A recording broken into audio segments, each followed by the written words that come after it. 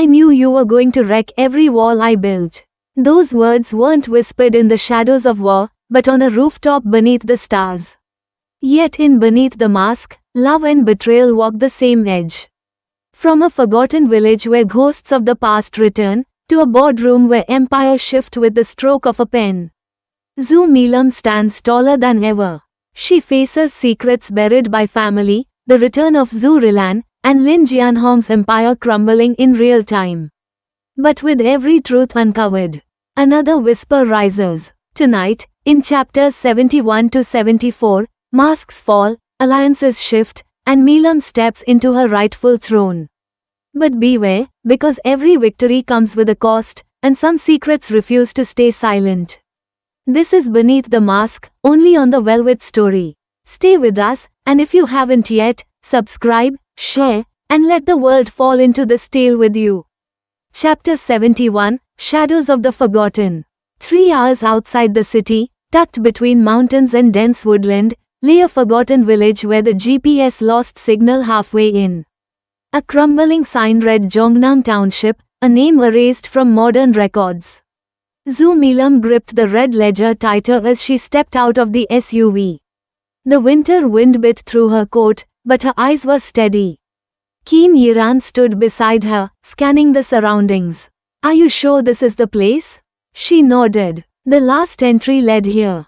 It's where Ronghua investigations rerouted all payments. Either she's here, or this is where she disappeared. They approached a modest home with faded blue paint and rusted iron gates. Milam raised her hand to knock, but the door opened before she could. An elderly woman with a sharp gaze and silver-streaked hair stood silently. Zhu Milam? She asked in a hushed voice. Milam stiffened. Yes, you know me? The woman opened the gate wider. Your father told me never to contact you unless you came on your own. I prayed I'd never see you. But you're here now, aren't you? She stepped aside, revealing a hallway lined with paintings, most covered in white cloth.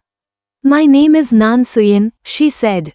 I'm a caretaker, Zhu Rilan's only friend. Melan's breath caught. Is she alive? Nan Suyin didn't answer right away. Instead, she led them into a quiet sitting room. Old books filled the walls, and a faint aroma of jasmine lingered in the air. She's here, but not who you expect. Moments later, a figure appeared at the top of the staircase. Zhu Milam stood. The woman descended slowly, eyes sharp, expression unreadable. She was in her mid-50s but carried herself like royalty. Her black hair streaked with silver, face elegant but firm.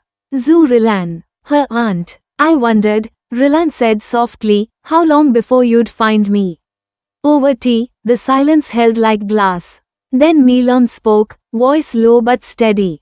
You've been alive all this time. Why? Rilan's eyes narrowed. Because your grandfather decided only sons deserved the empire. Your father disagreed, but his loyalty had limits. He bought my silence with protection, not justice. You let us believe you were dead. I let him believe I honored our deal. Her voice cracked, not with emotion, but the weight of years buried deep. Yiran broke in, calm but firm. Lin Jianhong is after you now. He's already stolen Melan's inheritance once. He'll use you. Rilan looked at Milam for a long moment. Then perhaps it's time I use him. Back in the city, Lin Jianhong wasn't idle. The audit was growing teeth. 3 board members had defected under pressure. His legal counsel had gone silent. And then Evelyn appeared. You said this would be clean, she snapped. You said she'd be too weak to fight. Jianhong's glare was venomous. She's being fed intel. Someone close to me is leaking. Evelyn shook her head. Don't blame your men. You underestimated her. He rose, voice like ice. And so did you. She paled, stepping back. What are you? But he was already dialing. Let's see how long Milam keeps her composure, when her precious hospital is taken from her. That night, Yiran stood on the rooftop of his penthouse, wind tousling his hair. Milam joined him quietly. I don't know what you are thinking, she said. But I can feel it. He glanced at her, the city lights flickering below. Do you remember that night at the gala, the one where your veil got caught on my calf? Her eyes softened. Of course, I didn't sleep that night. She tilted her head. Why? Because I knew, he said. I knew you were going to wreck every wall I built. Milam didn't laugh. She stepped closer. And you let me? He turned to face her fully. No, he whispered. I fell. Long before I let myself admit it. She reached up, fingers brushing his cheek. Then fall again, she murmured. With me. And beneath the stars, they kissed, not in desperation, but with the quiet promise of something real, something slowly built, something worth waiting for. End of chapter 71. Chapter 72, Return to the Throne. The next morning, sunlight broke across the zoo group building like a silent witness to the brewing storm. The glass facade reflected clouds, but inside the boardroom, it was lightning they feared. Zoo Milam stepped out of the elevator in a crisp navy suit, heels tapping with purpose. Keen Yiran walked beside her, not as a silent shadow, but as her partner. In her hands, she carried documents. In her eyes, the storm. Board members whispered the moment she entered. She shouldn't be here. Her shares were revoked. She's bluffing. But then the doors opened a second time. Zhu Rilan. Alive. She wore white, like a ghost of the past, but her voice, when she spoke, cut through the muttering like steel. My name is Zhu Rilan. As per the founding agreement of the Zhu Family Trust, I hold 10% of the company in dormant equity, tied to my legal identity and return. Dead silence. One of the senior members, Director Han, frowned. That equity was declared null. When my brother forged my death certificate? Rilan asked. You're welcome to challenge the legality. I've brought the original documents. Dated, notarized, and preserved by our former general counsel. She tossed the heavy briefcase onto the table with a thud. Milam stepped forward. Between my remaining equity, Rulan's, and the defecting members of Jianhong's circle who have offered me proxy control, she handed out signed forms one by one. I now control 52% of Zhu Group. Several jaws dropped. The whispers turned into nervous chatter. Director Ha looked ready to faint. This is a hostile takeover. It's justice, Milam corrected coolly. And where's Jianong? Another asked. Surely he'll contest. Right on cue, Jianong stormed into the boardroom, Evelyn trailing behind. But the moment his eyes landed on Rilan, the blood drained from his face. He growled. You are supposed to be dead? She replied calmly. So were your ethics. But here we are. He turned to Milam, rage simmering. You think this stunt will last? I still have capital, legal power. Milam slid a flash drive across the table. These are the offshore transfers linked to your name. Along with a signed confession from your assistant. You'll be lucky to leave the country, let alone reclaim a board seat. Jianong lunged for the drive, but Yiran stepped in with quiet authority. Touch her again, and I'll bury your reputation deeper than your stocks. The entire boardroom held its breath. Jianong stared at Yiran, then Milam. This isn't over. No, Milam said, this is just the beginning. But not for you. Security arrived. Jianong resisted, briefly, but in the end, even he knew, the game had turned. Later, in the garden balcony of the Zhu Group Executive Lounge, Milam finally let her hands shake.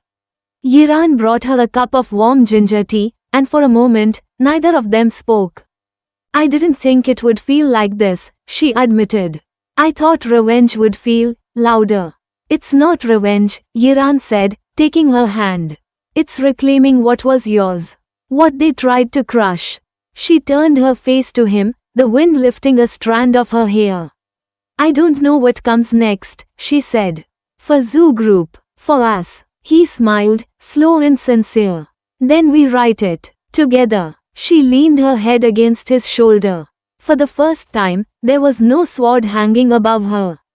Just the hush of a city breathing again, and the beat of a heart beside hers, steady and real. End of chapter 72. Chapter 73, The Weight of Her Name. The press conference room at Zhu Group was suffocatingly full, reporters, flashing cameras, and curious investors lined up as if history was about to be written in gold and glass. Zhu Milam stood behind the podium with a poise she'd grown into. Her hair was pulled back, her tailored suit immaculately pressed, but her gaze, that fire, was what silenced the noise. To her right stood Keen Yiran. Silent, steady, her pillar. Behind her, Aunt Rilan, calm as a storm before impact. The company's emblem shone behind them, restored. The phoenix no longer dipped in ashes but rose again. "Good morning," Milam began, her voice calm but resonant. "My name is Zhu Milam. I stand before you not as the disgraced bride of a scandal, not as a daughter silenced by tragedy, but as the rightful heiress and acting chairwoman of Zhu Group." Cameras clicked, pens scribbled. "My family was nearly destroyed by betrayal, and I was left humiliated and powerless.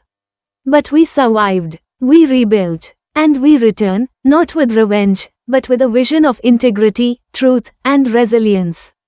Behind her, Evelyn, now exposed, watched the live stream from a hotel room with clenched fists and bloodless lips. The walls around her career were caving in. "And to the investors," Milam continued, "you'll see the restructuring plan filed within 24 hours. Our debts will be cleared. Our foreign assets reclaimed. Zhu Group isn't just returning, it's rebirthing." A beat passed. Then the room exploded in applause. The phoenix had flown back to its nest, and it was fierce. That night, at the hospital, Milam sat beside her mother's bedside. Mrs. Zhu lay pale, her breaths shallow but steady. Milam took her hand and spoke softly. "Mom, we're almost there. Baba and Hao Ji are safe. The company's back. The lies are falling apart. Just open your eyes, please." The fingers in hers didn't move. But for the first time, she thought she saw her mother's eyelashes flutter. Tears prickled at her eyes. She turned and saw Yiran waiting by the door. Without words, he joined her, folding her trembling fingers into his. "She heard you," he whispered. She nodded, voice hoarse. "She always does." Meanwhile, Zhu Rilan sat in the old family archive room of the Zhu estate, once sealed off after the accident. She lit a single lantern and opened a box marked Zhu Liansheng, private. Inside were letters, dozens of them. One by one, she began reading them.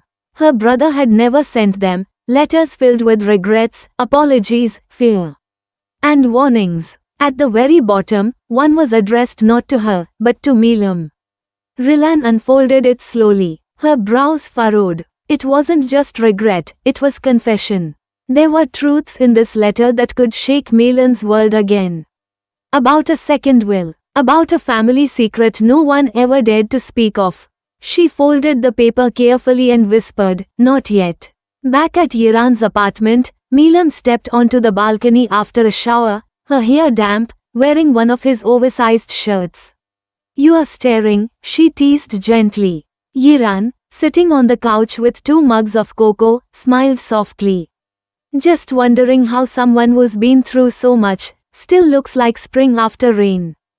She flushed. "I'm not used to compliments." "Get used to me, then," he said, handing her a cup. They sat, side by side, legs touching under a woven blanket. The city below glimmered like a reflection of everything lost and found. "Do you think we'll ever be normal?" she asked. Yiran looked at her. "No. But we'll be honest. And maybe that's better." She leaned into him. "And us?" He tilted his head, brushing his lips to her forehead.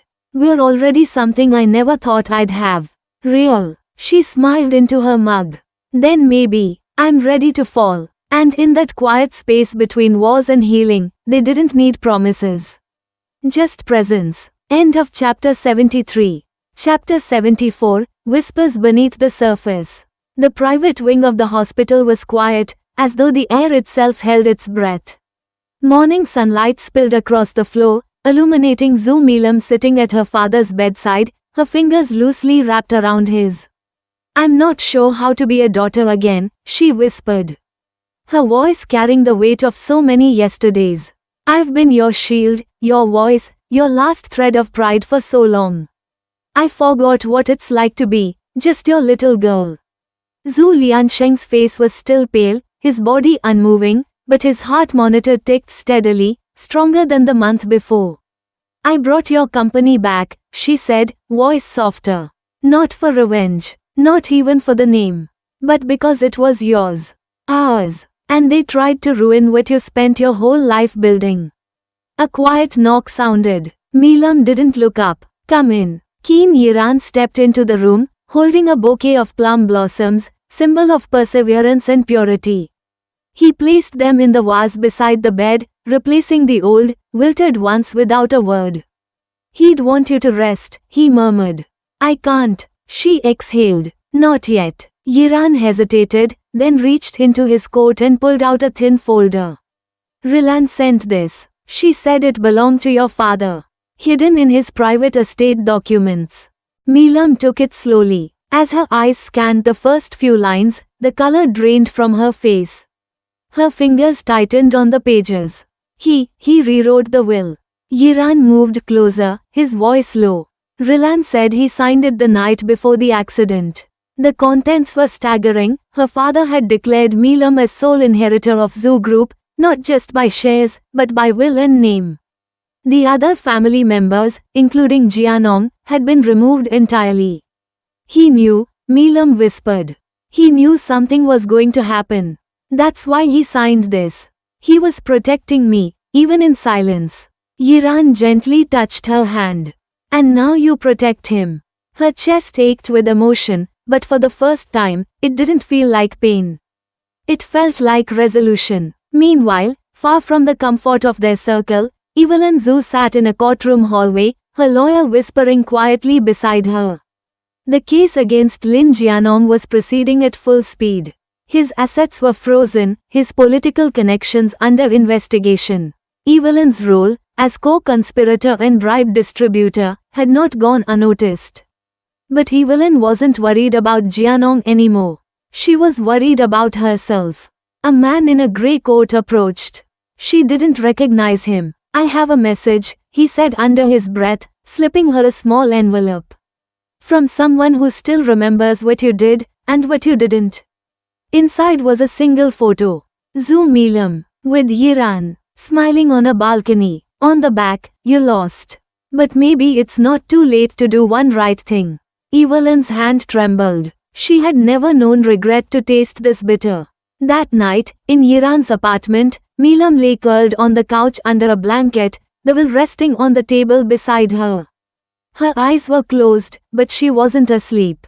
Yiran watched her from across the room, the soft lamplight casting gold across her features. I've never asked, she said suddenly, eyes still closed. Why did you come that night, to the hotel?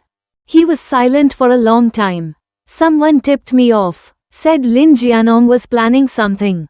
They didn't tell me what. Just that I needed to get there fast. She opened her eyes slowly. You were drugged, too, weren't you? He nodded. I thought it was a trap set by my family. But when I woke up, and you were gone, I realized something worse. That I'd let you get hurt without even knowing. Milam turned her face to him, gaze unreadable. You weren't the villain of that night, Yiran. She said softly. And neither was I. But maybe, we were the reason each other survived it. He moved beside her, brushing his knuckles along her cheek. Do you regret it? Her eyes didn't leave his. No, I think, if it had been anyone else, I'd have never healed. You were the crack in the wall I didn't know I needed.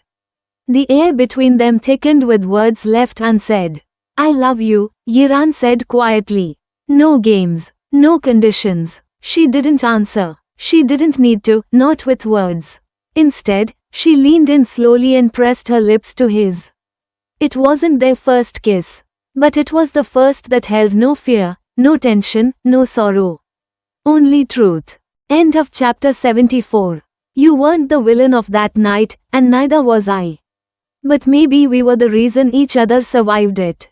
Zhu Milam now holds Zoo Group, her love with Yiran no longer bound by fear, and her family's legacy reclaimed. But the storm isn't over, because her aunt holds a letter. A letter from Zhu Liansheng that could unravel everything Milam thinks she knows about her inheritance and about herself. And Evelyn, for the first time, regret has found her. But regret has sharp edges, and sometimes it cuts deeper than betrayal. What truth lies in that hidden will? And who else is still watching from the shadows? The next chapters will decide not just Zhu Meilin's future, but whether the name she carries is a crown or a curse. This is Beneath the Mask. You are listening to the Velvet Story. Don't miss what comes next. Hit subscribe, share this with someone who loves the thrill of betrayal and redemption, and join me when the next secrets unfold.